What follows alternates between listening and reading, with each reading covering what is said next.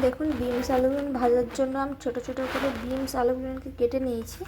এবার এটাকে আমি একবার ধুয়ে নেব ভালো করে। বিনস আলুগুলোকে ধুয়ে নিয়েছি।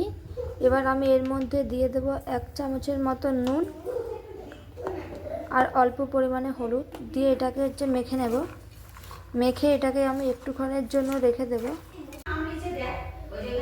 বিনস আলুটা ভাজার জন্য কড়াইটা বসিয়ে নিয়েছি। এর মধ্যে আমি দিয়ে দিচ্ছি তেল।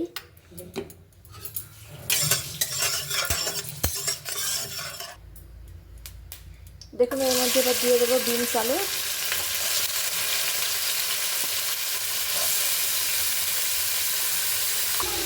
দেখুন এবার এটাকে আমি নাড়াচাড়া করতে থাকবো। তেলের উপর দিয়ে দিচ্ছি। এটাকে একটু চাপা দিয়ে দিয়ে ভাজবো যাতে চট করে এটা ভাজা হয়ে যায়। এবার আমি 2 মিনিটের জন্য চাপা দিয়ে দিচ্ছি। দেখুন চাপাটা খুলে দিয়েছি। খুলে দিয়ে এটাকে আমি এবার নাড়াচাড়া করবো।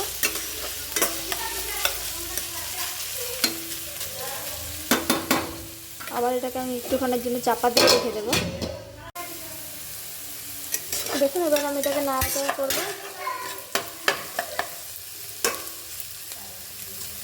এটাকে আমি আর চাপা দেবো না, এবার এমনিতেই ভাজবো। দেখুন এবার আমার বিনস আলুগুলো লাল লাল হয়ে ভাজা হয়ে গেছে। আর একটুক্ষণ নাড়াচাড়া করবো, তারপর নামিয়ে নেবো। যখন এটা আর একটু লাল হয়ে যাবে, আর একটু লাল হওয়া পর্যন্ত অপেক্ষা করব। দেখুন ভাজা হয়ে গেছে। দেখতে পেয়েছেন বিনস আলুটা কেমন ভাজা হয়েছে।